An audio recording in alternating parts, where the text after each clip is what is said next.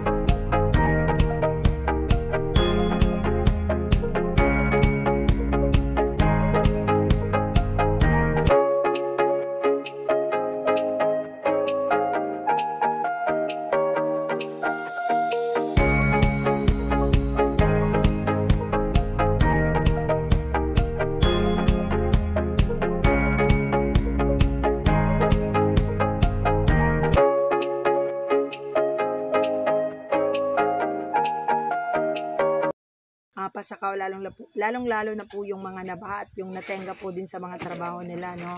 Kahit paano po may pandugtong din po sila sa isang araw na ano nila, iisipin nila. So yun, kaya ako po ay talagang natutuwa sa mga ganitong programa. Kaya sa ganitong pagkakataon po, nakikita rin yung pagkakaisa ng mga kabarangay ko, ng mga kapitbahay ko na mas madali yung trabaho pag tulong-tulong, mas magaan yung trabaho pag tulong-tulong, at mas matutulungan pa, diba? Kaya tapos na nating i-repack yung yung mga bigas natin. Bale 650 kilos yung 656 kilos yung inano natin. Nirepack natin ngayong gabi, no. Yun, tinapos namin to ng 2 oras, so di ba, ganun kadali. Kasi marami tayong katulong sa paggawa nito, yung mga kapitbahay ko. Andito din sila tumulong para sa pag-repack nitong mga bigas na ipapamigay natin bukas, no. Syempre, hindi ko to magagawang mag-isa kung wala yung mga kapitbahay ko din na tumulong dito.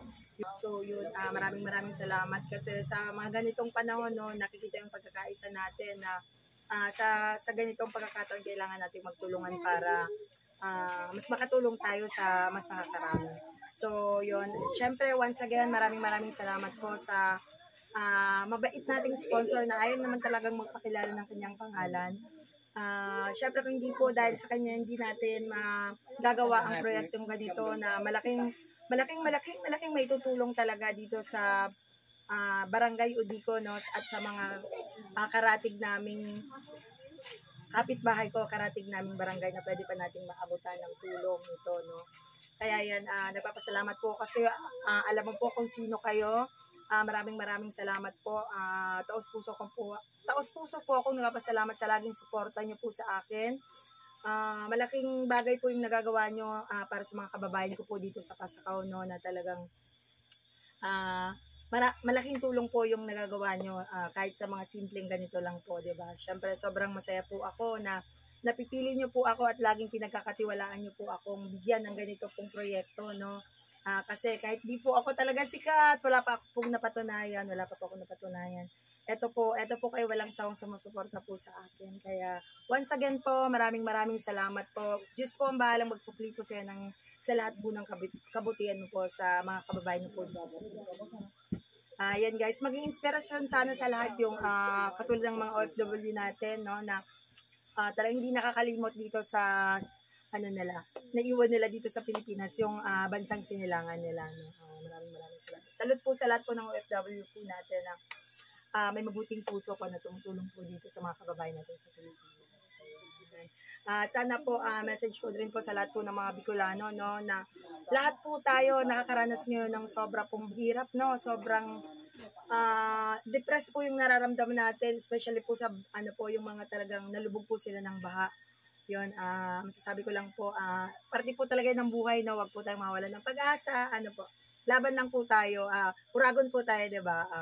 Patunayan po natin yung tawag sa ating uragon. Bye guys, thank you! Ayan guys, pagkatapos sa ating magbalot, no, meron tayo dito, nagluto yung hipag ko ng pansit, no, syempre. Ang mabait nating sponsor, hindi ko pala na-mention kanina, sobrang busy po talaga tayo kasi akala ko, baka sabi ko, aabutin kami ng hating gabi na sa pagbabalot, pero ganun lang pala kabilis na gawa. So yun kanina, nagpaluto din yung sponsor natin kanina, no, kasi shout out po sa tatay po ng ating sponsor. Tatay, happy birthday po in heaven. Yun, naalala ng kanyang anak na magpaluto dito sa amin. Kami na lang dito yung mag-celebrate. Yun guys, may papansin tayo. Pero kanina may ulam kami. Salamat po sa pa-chicken kanina, tsaka po sa pasigang. Ayan, maraming salamat po. Tara guys, kain po tayo.